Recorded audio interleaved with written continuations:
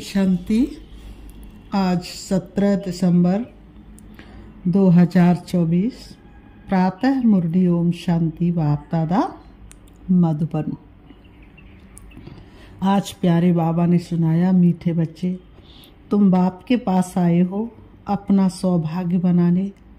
परम सौभाग्य उन बच्चों का है जिनका ईश्वर सब कुछ स्वीकार करता है। मीठे बच्चे तुम बाप के पास आए हो अपना सौभाग्य बनाने। परम सौभाग्य उन बच्चों का है जिनका ईश्वर सब कुछ स्वीकार करता है। आज की मुरली से बाबा ने प्रश्न किया, बच्चों की किस एक भूल से माया बहुत बलवान बन जाती है? बच्चों की किस एक भूल से माया बहुत बलवान बन जाती है?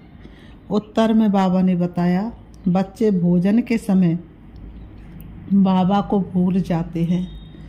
बाबा को न खिलाने से माया भोजन खा जाती है, जिससे वह बलवान बन जाती है। फिर बच्चों को ही हैरान करती है। ये छोटी सी भूल माया से हार खिला देती है। इसलिए बाप की आज्ञा बच्चे याद में खाओ। पक्का प्रण करो तुम ही से खाऊं।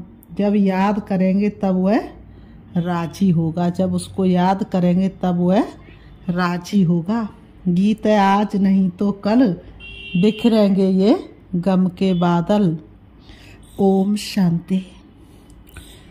बच्चे समझते हैं कि हमारे दुर्भाग्य के दिन बदलकर अब सदा के लिए सौभाग्य के दिन आ रहे हैं। दुर्भाग्य के दिन बदलकर अब सदा के लिए कौन से दिन आ रहे हैं? सौभाग्य के दिन आ रहे हैं। नंबरवार पुरुषार्थ अनुसार भाग्य बदलते ही रहते हैं। इस स्कूल में भी भाग्य बदलते रहते हैं ना, अर्थात ऊंच होते जाते हैं। तुम अच्छी रीति जानते हो। अब ये रात खत्म होने वाली है। अब भाग्य बदल रहा है। ज्ञान की वर्षा होती रहती है। सेंसिबल बच्चे समझते बरोबर दुर्भाग्य से हम सौभाग्यशाली बन रहे हैं, अर्थात स्वर्ग के मालिक बन रहे हैं। नंबरवार पुरुषार्थ अनुसार हम अपना दुर्भाग्य से सौभाग्य बना रहे हैं। अब रात से दिन हो रहा है। ये तुम बच्चों बगैर कोई को पता ही नहीं है। बाबा गुप्त है तो उनकी बातें भी गुप्त है। बल मनुष्यों ने बैठकर सहज राजयोग और सहज ज्ञान की बातें शास्त्रों में लिखी हैं, परंतु जिन्होंने लिखा वह तो मर गए। जिन्होंने शास्त्र लिखे वो तो मर गए। बाकी जो पढ़ते हैं वह बाबा ने कहा कुछ समझ नहीं सकते हैं, क्योंकि बेसमझ है। कितना फर्क है। तुम भी नंबरवार पुरुषार्थ अनुसार समझते हो। तुम भी नंबरवार पुरुषार्थ अनुसार समझते हो। सभी एक रस पुरुषार्थ नहीं करते हैं। दुर्भाग्य किसको सौभाग्य किसको कहा जाता है ये सिर्फ तुम ब्राह्मण ही जानते हो, और तो सभी घोर अंधियारे में हैं। उनको जगाना है समझाकर। सौभाग्यशाली कहा जाता सूर्यवंशियों को। 16 कला संपूर्ण वही है। हम बाप से स्वर्ग के लिए सौभाग्य बना रहे हैं। जो बाप स्वर्ग रचने वाला है, अंग्रेजी जानने वालों को भी तुम समझा सकते हो। हम हेवनली गॉड फादर द्वारा हेवन का सौभाग्य बना रहे हैं। हेवन में है सुख, हेल में है दुख। गोल्डन एज माना सतयुग सुख, आयरन एज माना कलयुग दुख। बिल्कुल सहज बात है। हम अभी पुरुषार्थ कर रहे हैं। अंग्रेज क्रिश्चियन आदि बहुत आएंगे। बोलो, हम अब सिर्फ एक ही हेवनली गॉड फादर को याद करते हैं, क्योंकि मौत सामने खड़ा है। बाप कहते हैं तुमको मेरे पास आना है। जैसे तीर्थों पर जाते हैं ना, बौद्धियों का अपना तीर्थ स्थान है, क्रिश्चियन का अपना। हर एक की रस्म रिवाज अपनी होती है। हमारी है बुद्धि योग की बात।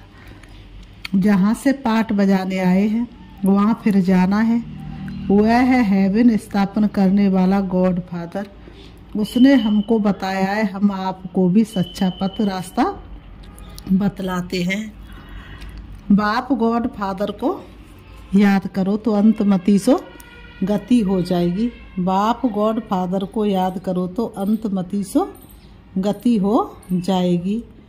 बाबा ने कहा तो अंतमति सो गति हो जाएगी। जब कोई बीमार पड़ते तो उनको सभी जाकर सावधान करते कि राम कहो। बंगाल में जब कोई मरने पर होता तो गंगा पर ले जाते, फिर कहते हरि बोल हरि बोल, तो हरि के पास चले जाएंगे, परंतु कोई जाता नहीं। सतयुग में तो कहेंगे नहीं कि राम राम कहो। बाबा ने कहा सतयुग में तो कहेंगे नहीं कि राम राम कहो या हरि बोल कहो। द्वापुर से फिर ये भक्ति मार्ग शुरू होता है। ऐसे नहीं सतयुग में कोई भगवान या गुरु को याद किया जाता है, वहाँ तो सिर्फ अपनी आत्मा को याद किया जाता है। हम आत्मा एक शरीर छोड़ दूसरा लेंगे। अपनी बादशाही याद पड़ती है, समझते हम बादशाही में जाकर जन्म लेंगे। ये अब पक्का निश्चय है, बादशाही तो मिलनी ही है ना। बाकी किसको याद करेंगे आप अथवा दान पुण्य करेंगे। वहाँ कोई गरीब होता ही नहीं जिसको बैठ दान पुण्य करें। बाबा ने कहा भक्ति मार्ग की रस्म रिवाज अलग, ज्ञान मार्ग की रस्म रिवाज अलग है। अभी बाप को सब कुछ दे 21 जन्मों का वर्षा ले लिया, बस फिर दान पुण्य करने की दरकार नहीं। ईश्वर बाप को हम सब कुछ दे देते हैं, ईश्वर ही स्वीकार करते हैं। स्वीकार ना करे तो फिर देवे कैसे, ना स्वीकार करे तो ये भी दुर्भाग्य। बाबा ने कही बाप स्वीकार ना करे ये भी दुर्भाग्य। स्वीकार करना पड़ता है ताकि उनका ममत्व मिटे। ये भी राज तुम बच्चे जानते हो। जब जरूरत ही नहीं होगी तो स्वीकार क्या करेंगे। बाबा ने कहा जरूरत नहीं होगी तो स्वीकार क्या करेंगे। यहाँ तो कुछ इकट्ठा नहीं करना, यहाँ से तो ममत्व मिटा देना पड़ता है। बाबा ने समझाया है बाहर कहाँ जाते तो अपने को बहुत हल्का समझो। हम बाप के बच्चे हैं, हम आत्मा रॉकेट से भी तीखी हैं। ऐसे देही अभिमानी हो पैदल करेंगे तो कभी थकेंगे नहीं, देह का भान नहीं आएगा। जैसे कि ये टांगें चलती नहीं, हम उड़ते जा रहे हैं। देही अभिमानी हो तुम कहाँ भी जाओ। बाबा कहते देही अभिमानी हो तुम कहाँ भी जाओ। आगे तो मनुष्य तीर्थ आदि पर पैदल ही जाते थे। उस समय मनुष्यों की बुद्धि तमो प्रधान नहीं थी, बहुत श्रद्धा से जाते थे, थकते नहीं थे। बाबा को याद करने से मदद तो मिलेगी ना। भले वह पत्थर की मूर्ति है, परंतु बाबा उस समय अल्पकाल के लिए मनोकामनाएं पूरी कर देते। भले ही पत्थर की मूर्ति है, लेकिन भक्त लोग भावना से जाते तो अल्पकाल की मनोकामनाएं पूरी हो जाती है। उस समय रजो प्रधान याद थी तो उससे भी बल मिलता था, थकावट नहीं होती थी। अभी तो बड़े आदमी झट थक जाते हैं। गरीब लोग बहुत तीर्थों पर जाते, साहूकार लोग बड़े भूखे से घोड़े आदि पर जाएंगे, वह गरीब तो पैदल चले जाएंगे। भावना का भाड़ा जितना गरीबों को मिलता है उतना साहूकारों को नहीं मिलता है। इस समय भी तुम जानते हो बाबा गरीब निवाज है, फिर मूंझते क्यों हो, भूल क्यों जाते हो। बाबा कहते हैं तुमको कोई तकलीफ नहीं करनी है, सिर्फ एक साजन को याद करना है। तुम सभी सजनियाँ हो तो साजन को याद करना पड़े। उस साजन को भोग लगाने के बिना खाने में लज्जा नहीं आती है। बाबा कहता उस साजन को भोग लगाए बिना खाने में लज्जा नहीं आती है। वह साजन भी है, बाप भी है। कहते तुम नहीं खिलाएंगे, तुमको तो हमें खिलाना चाहिए ना। देखो बाबा युक्तियाँ याद करने की बतलाते हैं। बाबा कहते तुम बाप अथवा साजन मानते हो ना, जो खिलाता है पहले तो उनको खिलाना चाहिए। बाबा कहते हमको भोग लगाकर हमारी याद में खाओ, इसमें बड़ी मेहनत है। बाबा बार बार समझाते हैं, बाबा को याद जरूर करना है। बाबा खुद भी बार बार पुरुषार्थ करते रहते हैं। तुम कुमारियों के लिए तो बहुत सहज है, तुम सीढ़ी चढ़ी ही नहीं हो। कन्या की तो साजन के साथ सगाई होती ही है, तो ऐसे साजन को याद कर भोजन खाना चाहिए। उनको हम याद करते हैं और वह हमारे पास आ जाते हैं। याद करेंगे तो वासना लेंगे, बाबा कहते हैं। तो ऐसी ऐसी बातें करनी चाहिए बाबा के साथ। तुम्हारी ये प्रैक्टिस होगी रात को जागने से।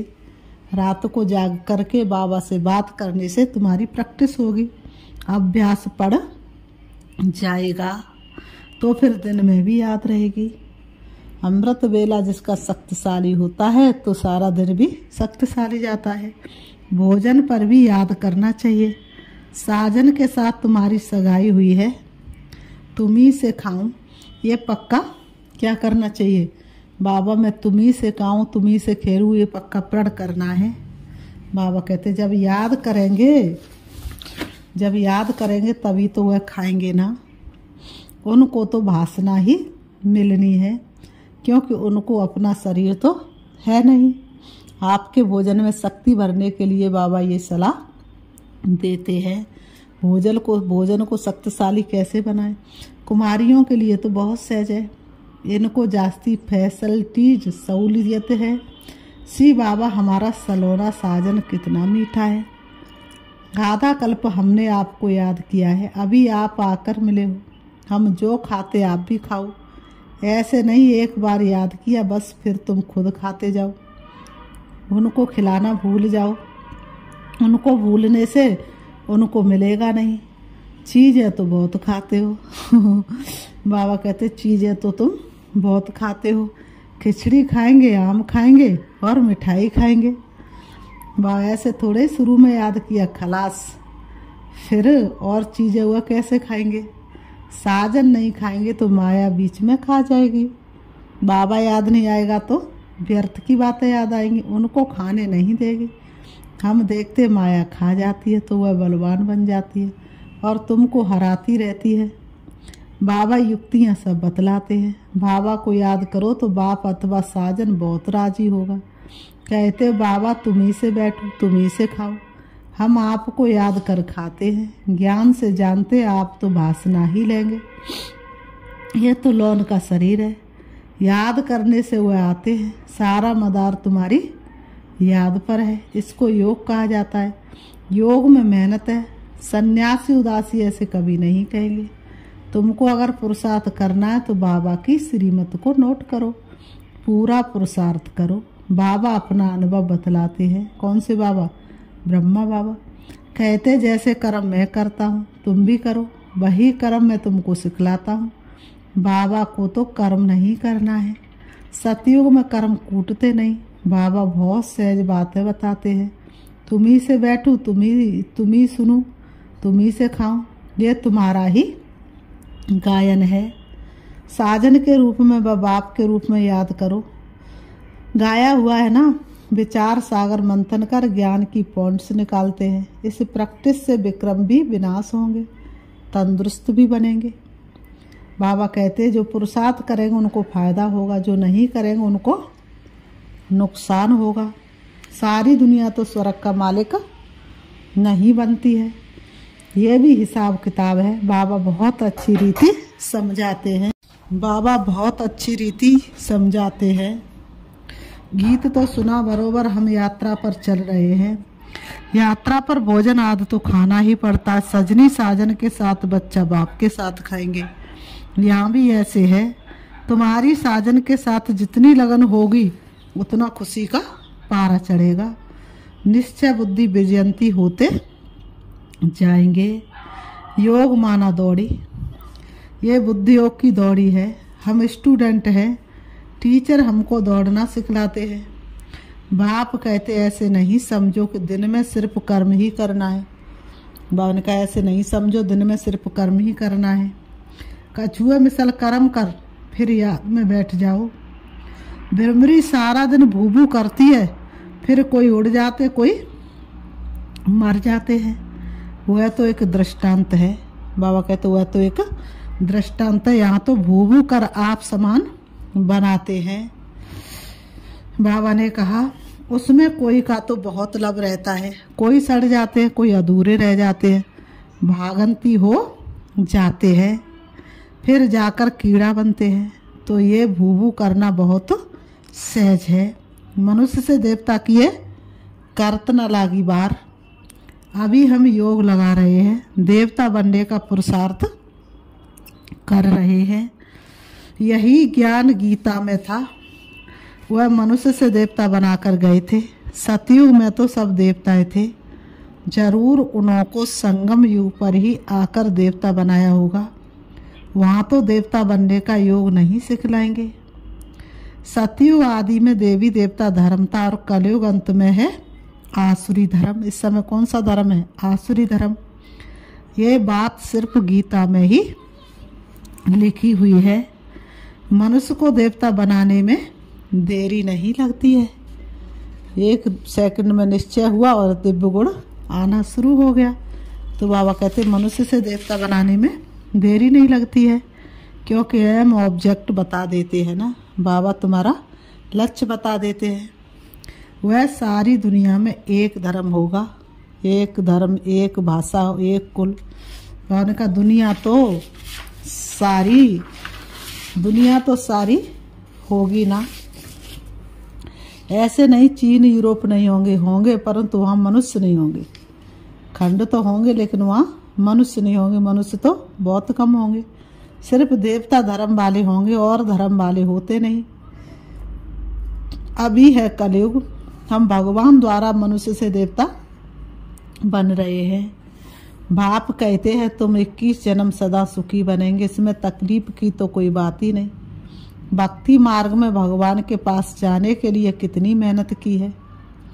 कहते हैं पार निर्माण गया, ऐसे कभी नहीं कहेंगे कि भगवान के पास गया, कहेंगे स्वर्ग गया। एक के जाने से तो स्वर्ग नहीं बनेगा, सबको जाना है। गीता में लिखा हुआ है भगवान कालों का काल है, मच्छरों सदृश सभी को वापस ले जाते हैं।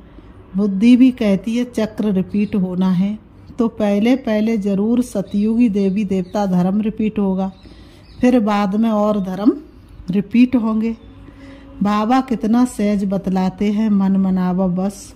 5000 वर्ष पहले भी गीता के भगवान ने कहा था लाडले बच्चे। अगर श्री कृष्ण कहेंगे तो दूसरे धर्म वाले कोई सुन ना सके, भगवान कहेंगे तो सभी को लगेगा। गॉड फादर हेवन स्थापन करते हैं, जिससे फिर हम जाकर चक्रवर्ती राजा बनेंगे। इसमें कोई खर्चे आदि की बात ही नहीं, सिर्फ सृष्टि के आदि मद्दंत को जानना है। बाबा कहते तुम बच्चों को विचार सागर मंथन करना है। कर्म करते दिन रात ऐसे पुरुषार्थ करते रहो। विचार सागर मंथन नहीं करेंगे या बाप को याद नहीं करेंगे, सिर्फ कर्म करते रहेंगे तो रात को भी वही ख्यालात चलते रहेंगे। मकान बनाने वाले को मकान का ही ख्याल चलेगा। बल विचार सागर मंथन करने की रिस्पॉन्सिबिलिटी इन पर है, परंतु कहते कलश लक्ष्मी को दिया तो तुम लक्ष्मी बनती हो ना।